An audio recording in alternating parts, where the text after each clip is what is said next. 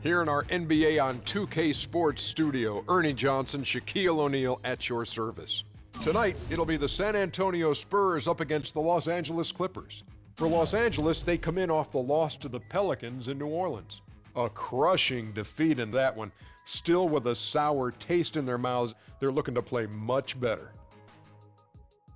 Man, I mean to tell you, how about the future of Kawhi Leonard? This guy was sensational in the playoffs last year. Well, the San Antonio Spurs management, there are geniuses. Because, Ernie, you remember, San Antonio traded away George Hill to get Kawhi Leonard. They saw something nobody else saw, and guess what? It's working to perfection. And I know you like him because you hung a nickname on him during the playoffs. Sugar K. Leonard, baby, because his game is sweet. You gotta like that one. Let's go to Kevin Harlan as they get ready for the tip.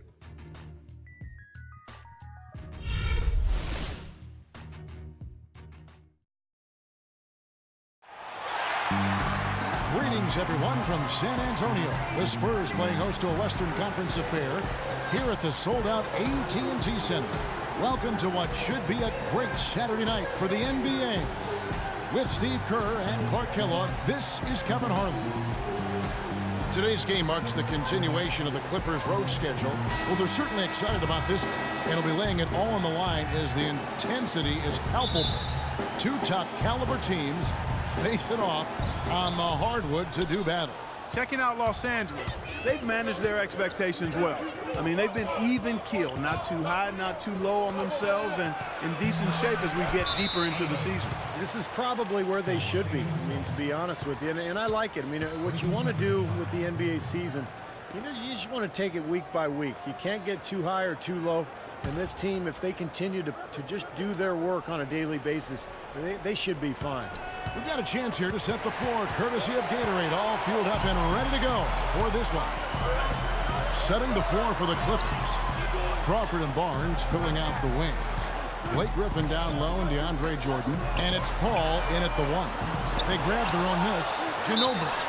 And two free throws coming up as he misses that one. Drawing the whistle and a lot of contact there. Well, you allow them to get right to the rim like that. That's your only option. Yeah, I think you got to foul them, and free throws are better than a layup. First trip to the free throw line for him in this one. Well, he rarely misses from the line. He's at 87% on the year. So as a team, you love to have him on the strike. You know, even in games where he hasn't been at his best this season, I mean, he still managed to get it done at the charity stripe when he gets his opportunities.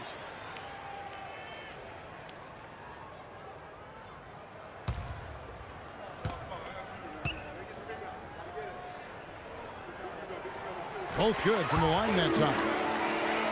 Manu Ginobili has always been one of my favorite guys to watch and an elite shooting guard on the court. I mean, the issue with him has been health. You know, last season he missed about a month with the tweaked hamstring, right as the Spurs went on their rodeo road trip. And so it's San Antonio with it. They defeated Charlotte in their last game. Well, Kevin, they constructed a perfect offensive game plan going into that game, and it was quickly apparent how powerless the defense was to stop it. Powerless is a good way to put it, Steve. We're unlikely to see that many uncontested baskets again anytime soon. Now here's Paul. After the miss from Tim Duncan, he got right to the cup using that screen. Boy, nice work inside. Tough to get that shot over a big defender like that.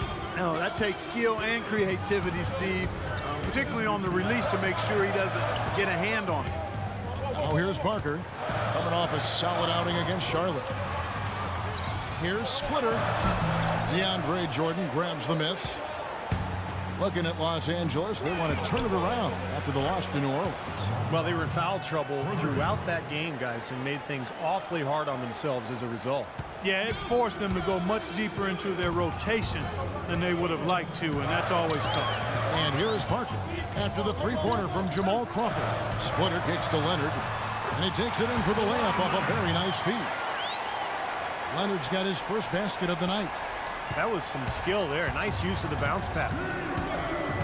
And it's Paul penetrating, kicks to Griffin, and is out of bounds to the Clippers as the Clippers retain possession.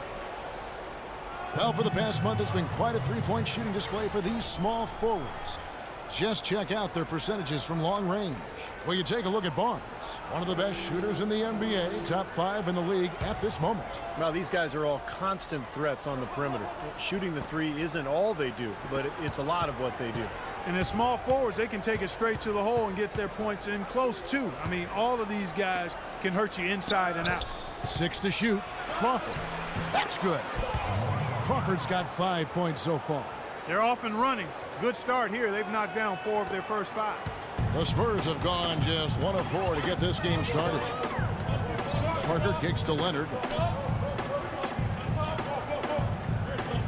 And here in the first, approaching 3 minutes played. Back to Parker. Nails the run. Sharp pass to give his teammate the high percentage shot in close. Clippers leading by 3. Now it's sent it down to Doris Burke, who is able to catch up with Coach Doc Rivers. I asked him what they needed to key in on defensively, and he said, well, we've got to limit penetration by Tony Parker. He's really the, quote, head of the snake, and with his floater, he doesn't need to get all the way to the rim to score. It's crucial that we do our best to keep him outside the lane. Guys, that's no easy assignment. We'll see how much success they have defensively. Thank you, Doris. Now here's Duncan, and the shot is good. And first quarter, we're about 3.5 minutes in. Paul kicks to Griffin. There's the dish to Crawford. Back to Griffin. Here's Jordan. And foul called as he misses. He'll go to the line and shoot 2.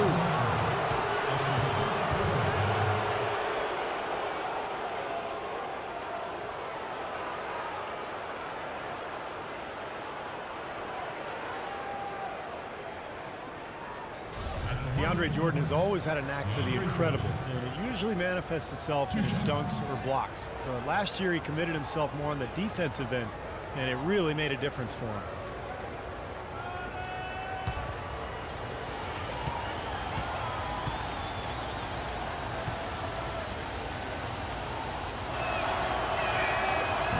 And he can't get the first one. You think about defense, Clark, and it isn't just how many shots you block. Jordan really seemed to focus on the little things that go into being successful defensively. And I think that's a tribute to Doc Rivers, who actually emphasized some of those little things that would help Jordan elevate his game and his team. And to Jordan's credit, he took heed and made significant improvement. And he can't hit the second. Well, you often think of the Clippers as being an updated version of Showtime. They know how to grind out and get away too. Yeah, I thought they were a little better defensively. They have guys that will certainly give you highlight reel material, but they're smart in how they attack teams and how they finish games too. Shot clock at 5, and that one's good. Parker. Well, some weak defensive coverage there, and I'm pretty sure they didn't plan on starting this game out like that, giving such easy access to the rim. Paul dishes to Crawford. He's looking for Griffin and finds him. And he gets it to go. Griffin's got his first points in this one. And with the Clippers, I think a big part of how they can grind out a win, if need be, is that they know how to get to the free throw line. Duncan with the screen for Parker. Loses his man off the screen and lays it up and in. Parker's got 6 points. The pick wasn't ultra effective, but it got him just enough room for the score. Well, one way or another, the Clippers, as you said, they'll find ways to score points, even if it means selling a call or two. But you do what you need to do to get wins, and most players are open to that. If it ain't broke, don't fix it. They keep getting in the paint and keep scoring points. Keep it going. Yeah, not a lot you can do defensively when they continue to get the ball inside and get these easy shots. Now here's Leonard. He picked up 12 points in their last one against Charlotte. Splitter inside, guarded by Jordan. And yes, sir, that one drops. Let's look at the energy stats, how the hustle game has been going for San Antonio. They've come out in attack mode defensively, applying pressure and stealing the ball repeatedly. The other thing that's helped them early tonight are the points they've been able to convert off turnovers. How in the world did they let him get that wide open? The Spurs have gotten 7 of their first 10 attempts to fall so far. Excellent pace to their offense. Ginobili the pass to Duncan. Williams Parker. The feed to Leonard. Duncan with the screen on Barnes. Leonard. And the officials whistle a foul on the shot. The bucket's good. He'll go to the line. Kawhi Leonard has been talked about and mentioned as the future of this San Antonio Spurs team. 23 years old is all he is, and already a great defender and a much improved shooter from his days at San Diego State. Boris Diaz checked in for San Antonio. And the Clippers making a change here as well. Spencer Hawes is checked in for DeAndre Jordan.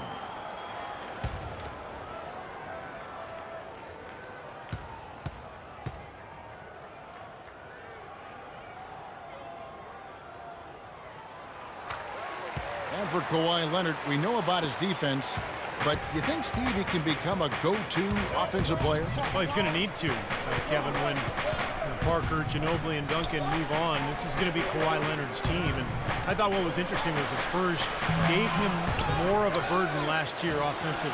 They started to give him more and more looks isolation-wise down on the block. And he's developed at a beautiful rate. He's coming into his own. So it's San Antonio now. The Clippers getting the bucket. Duncan right side. Pass to Diaw.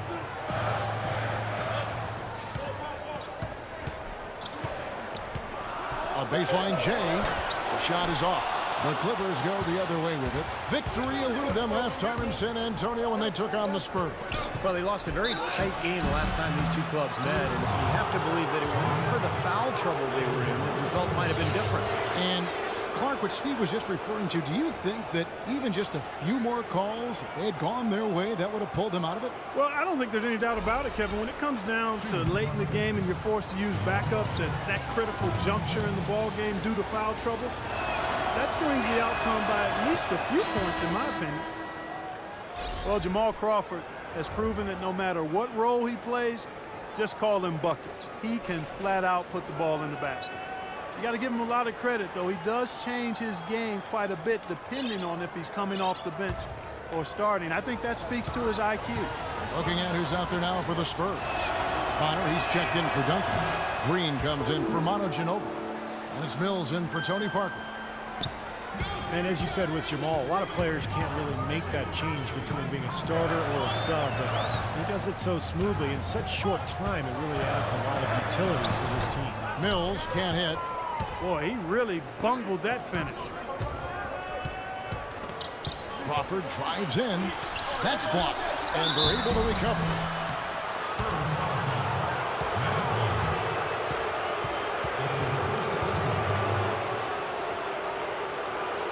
The Clippers shooting their 5th and 6th free throws of the game.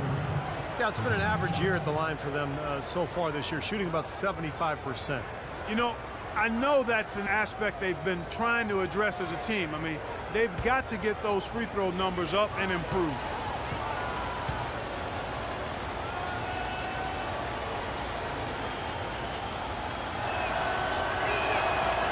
That free throw, no good. So, for the Clippers, J.J. Redick's checked in for Crawford. Robinson is subbed in for Paul.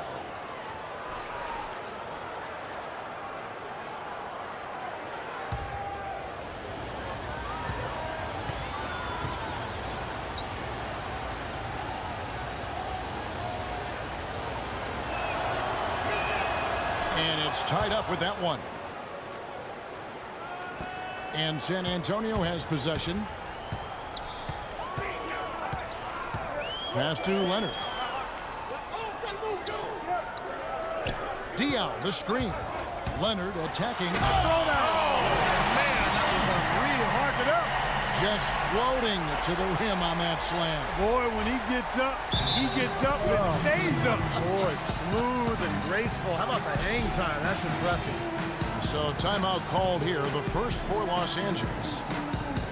Well, Kawhi Leonard drafted 15th overall, Clark, back in 2011. The pick acquired from the Indiana Pacers in a trade for George Hill. And you know, at the time, Manu Ginobili said that he really didn't agree with the trade, made him angry. He had a real strong relationship with George Hill and liked his game.